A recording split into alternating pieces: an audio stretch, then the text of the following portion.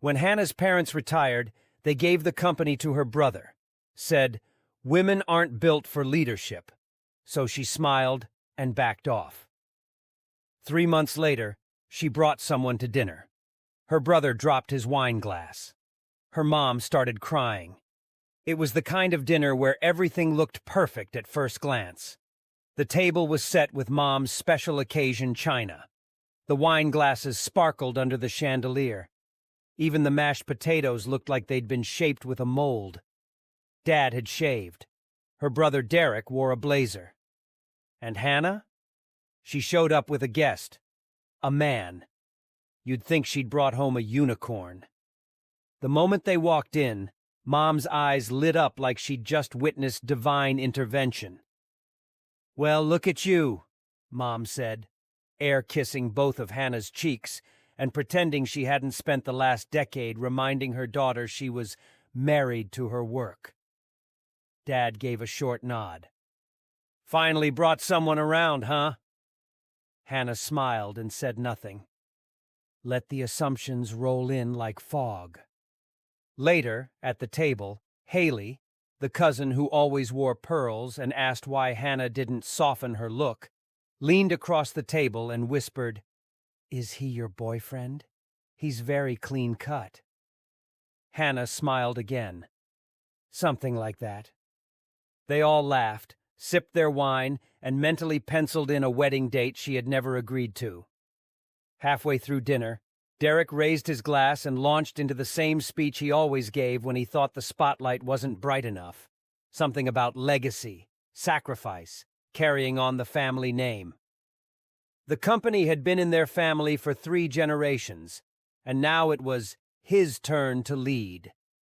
He thanked their parents for trusting him, thanked the guests for believing in him, thanked God for giving him the strength to take this on.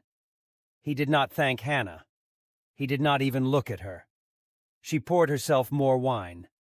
Next to her, her guest stayed perfectly quiet, polite, observant, the only one at the table who wasn't pretending this wasn't about to become the most memorable meal of their lives. 3 months earlier, Hannah had found out they'd signed everything over to Derek. The company, the voting shares, the title, the authority. After 15 years of working side by side with her father, managing operations, running logistics, cleaning up messes Derek created, they gave him everything and gave her a smile and a vague, "You'll always have a place here." A place like a couch cushion or a spare chair. They'd sat her down in the living room like they were breaking sad news to a loyal pet. "It's not that you're not capable," Mom had said, reaching for Hannah's hand like she was afraid her daughter might faint. "It's just, women aren't built for this kind of pressure. We didn't want to burden you." "Your brother," Dad added, "has that leadership instinct. He's decisive." Which was one way of saying he guessed and hoped for the best.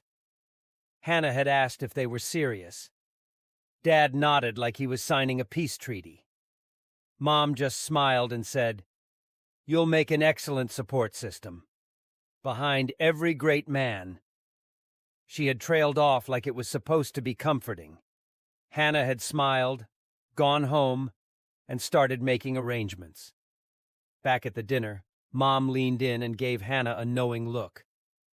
"He's very handsome," she whispered, nodding toward Hannah's guest.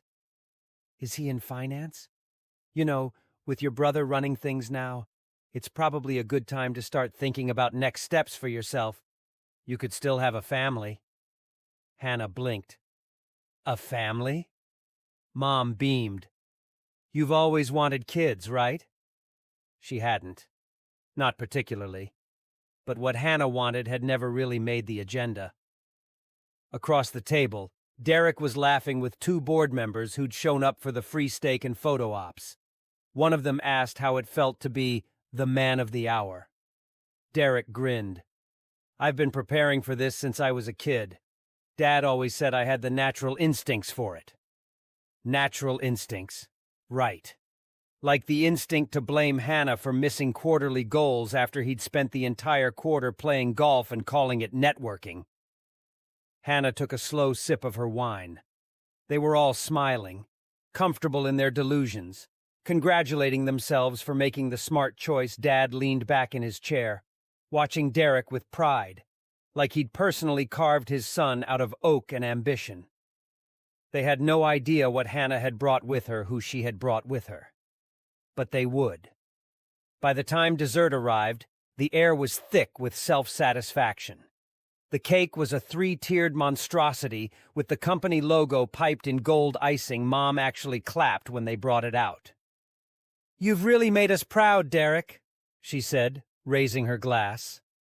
Hannah tilted her head. "Yes, so much pride in this room." Derek grinned at her like she was finally falling in line. "I know it's not what you expected," he said, the tiniest smirk tugging at the corner of his mouth. "But you're going to love what we've got planned for you. Marketing's perfect for someone with people skills." Hannah held his gaze. Nothing says vision like slogans and color palettes. Derek laughed, assuming she was joking. Everyone laughed with him. Everyone except the man sitting next to her. Hannah glanced around the table at the faces she'd known her whole life. Her parents, smug and satisfied. Her brother, soaking in praise like a sponge in gravy. Aunts and uncles toasting the next generation. And her, the beautiful daughter, smiling politely, just as expected. If only they knew. If they had any idea who the man beside her really was. If they knew what she'd found in those documents, what she'd confirmed piece by piece over 3 long months. Hannah had imagined this night 100 different ways.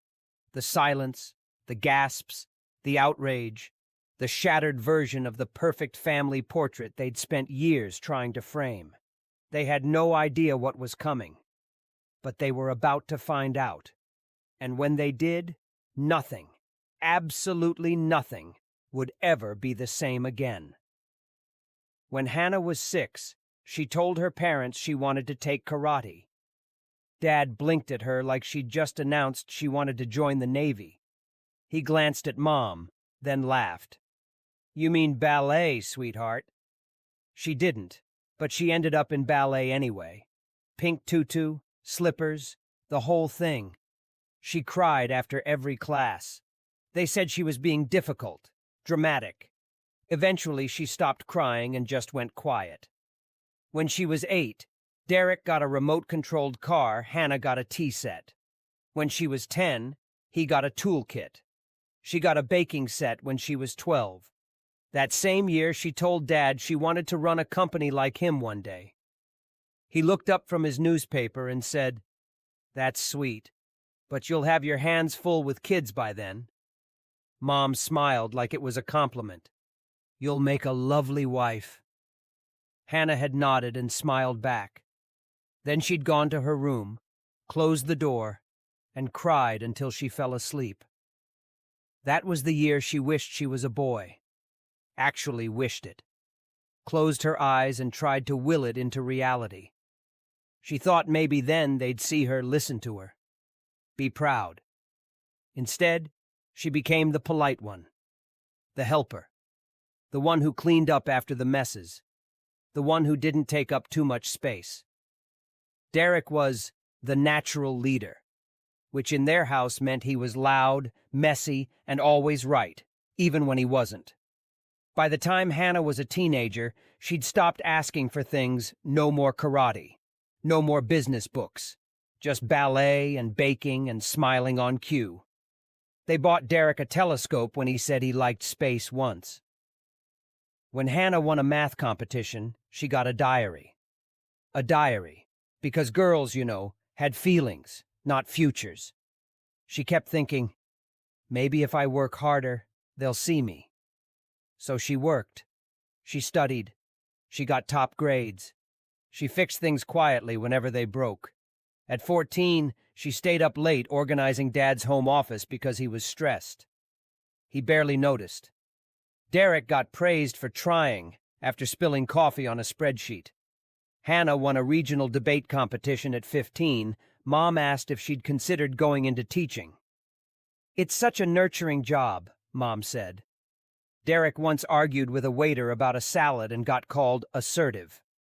Still, Hannah told herself maybe she just wasn't enough yet. Maybe if she smiled more. Maybe if she didn't correct them. Maybe if she played her role better, they'd finally say, "You're good at this." They never did. Things started to shift around her last year of high school. She had a friend named Sophie. Smart, funny, bold. Sophie's dad ran a small business. Her mom was an engineer. Sophie played soccer, did martial arts, wore whatever she wanted. Her parents cheered when she said she wanted to run her own company one day. They bought her business cards for Christmas. The first time Hannah went to Sophie's house and saw how different it could be, she almost couldn't believe it. She remembered walking home that night with a strange, heavy feeling in her chest. Not sadness, not anger, just realization. It wasn't her gender holding her back. It was her parents. Their voices had become the ones in her head, the ones telling her to shrink, to stay quiet, to make things easier for everyone else. So she stopped listening. Not all at once, but piece by piece. She joined the school's business club, secretly at first, then proudly.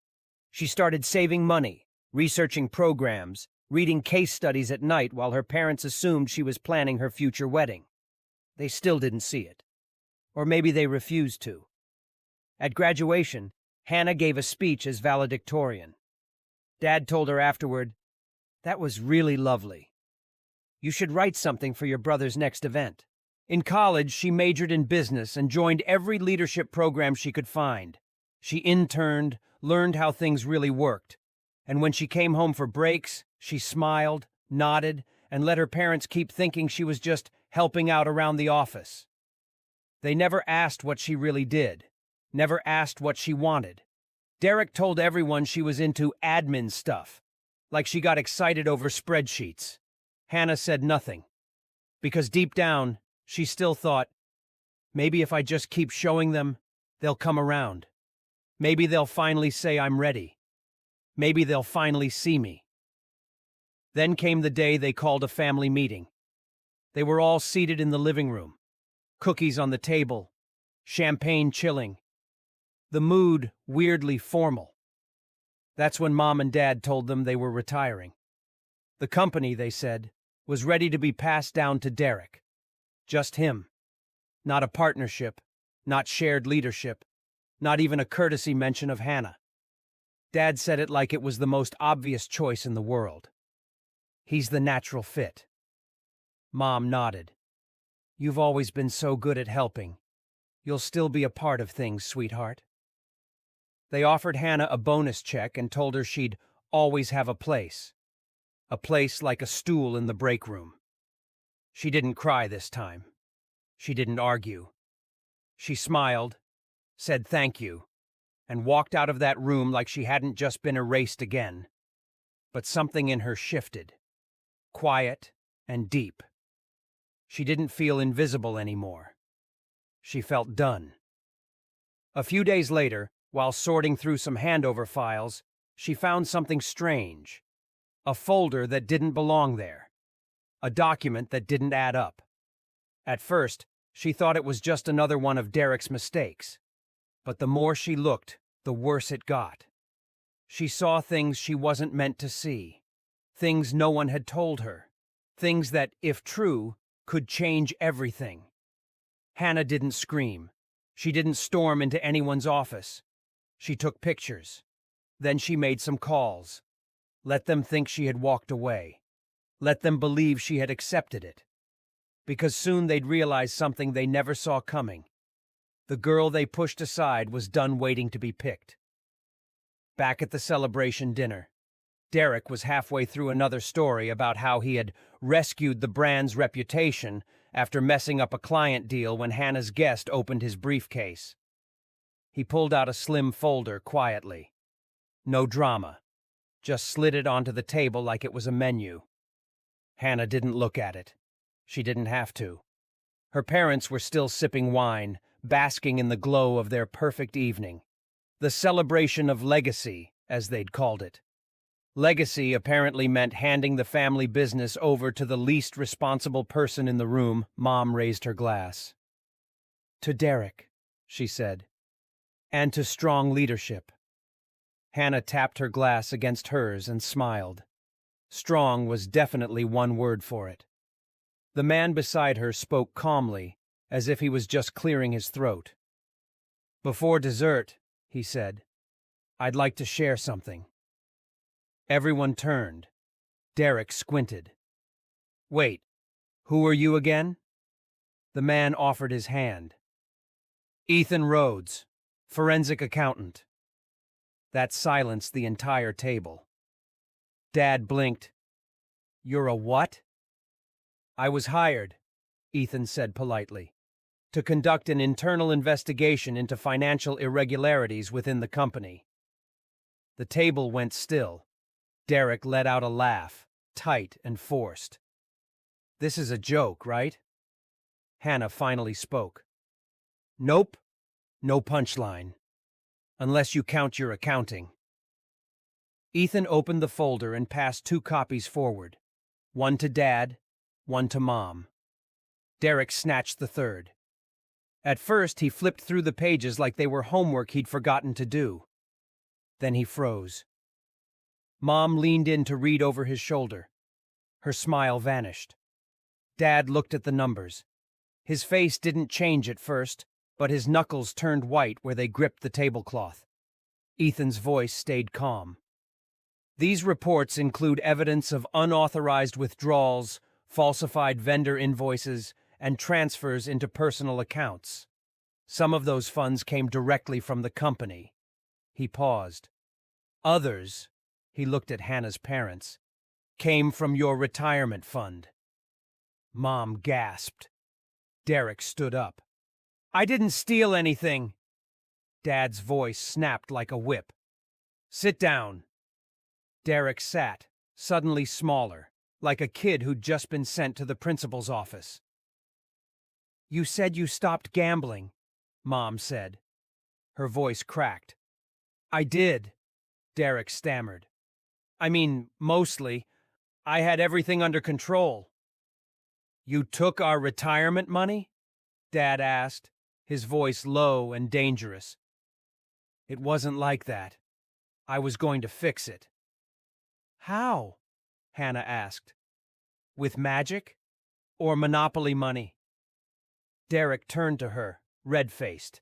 You had no right. You brought this guy to dinner? You couldn't have handled this privately? I could have, Hannah said. But I wanted everyone to see what happens when you give power to someone just because he was born with the right plumbing. Dad stood up. You ambushed us. Oh, I'm sorry, Hannah said. Was I supposed to wait for you to call on me? Like I've been doing for the last 20 years? The shouting started. Mom said Hannah had humiliated the family. Dad said she'd blindsided them on purpose. Derek tried to act like the victim, claimed she'd manipulated them, said she only cared about revenge. I care about the company, Hannah shot back. About the clients, the employees, the legacy you're so obsessed with. You should have come to us first, Mom said. And what? Hannah asked. Gotten a pat on the head and a slice of cake? You wouldn't have believed me. You never do. They didn't deny it. That hurt more than she expected. By the time dessert was technically served, no one touched it.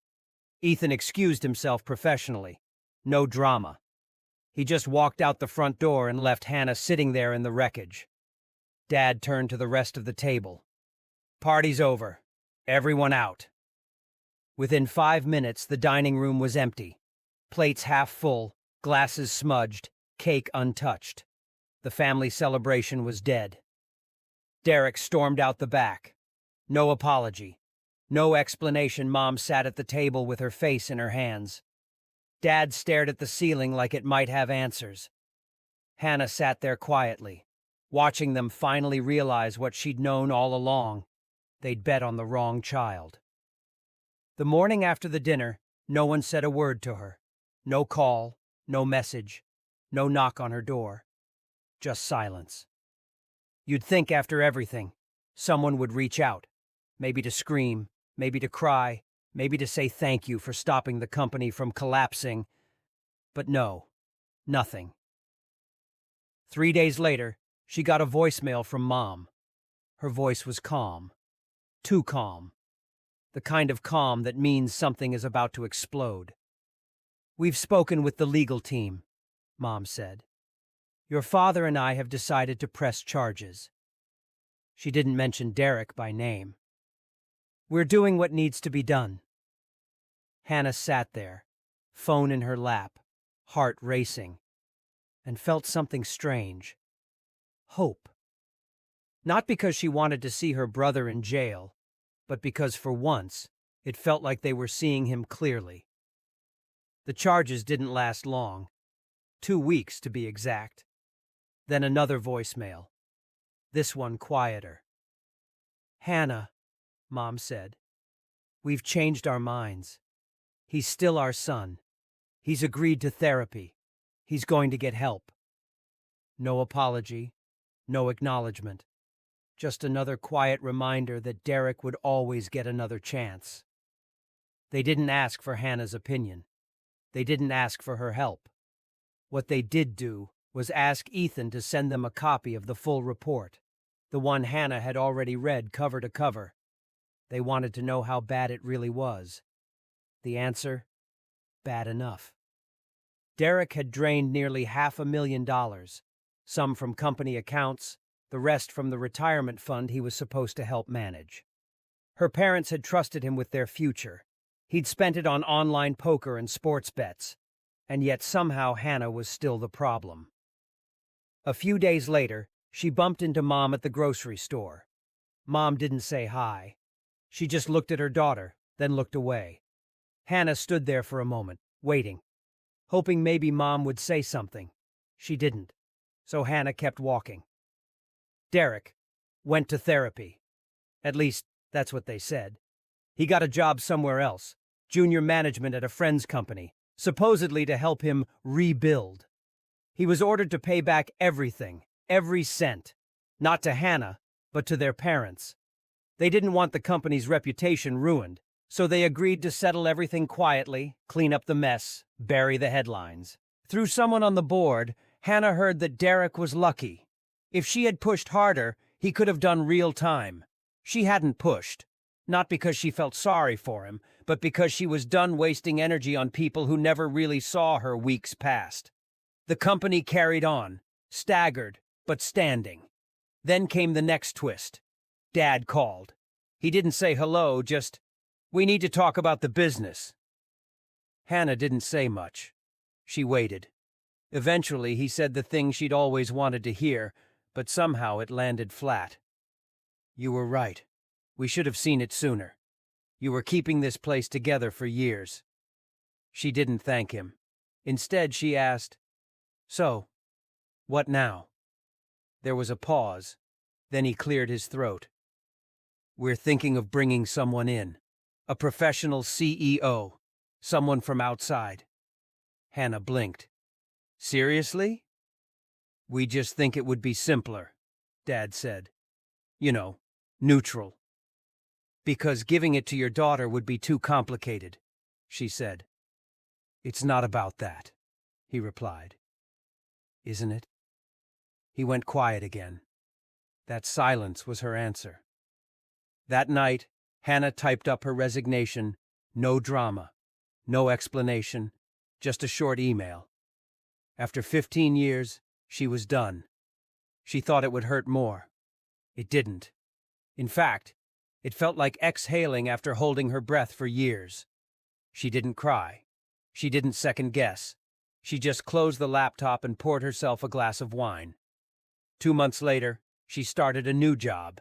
High-level strategy, better salary, better hours, no glass ceiling hanging over her head like a chandelier waiting to drop. During the interview, the CEO asked why she had left the family business. Hannah smiled. "Family reasons." The woman laughed. "We all have those." Her parents didn't call Derek, definitely didn't. But Hannah didn't need them to. For the first time in her life, she wasn't chasing their approval. She wasn't waiting to be picked. She wasn't trying to prove anything. She was just living her life, finally, without asking permission. Sometimes she wondered what would have happened if they'd chosen her first, if they'd believed in her the way they believed in him, if they'd handed her the keys instead of the crumbs. But then she remembered. She didn't need their crown, she'd built her own. They gave Derek everything, and he burned it down. They gave Hannah nothing, and she still rose. Not for revenge, not for praise, just because she could. And if that made her the villain in their version of the story, so be it. At least she was finally living hers. She'd tell you to subscribe for more stories like this.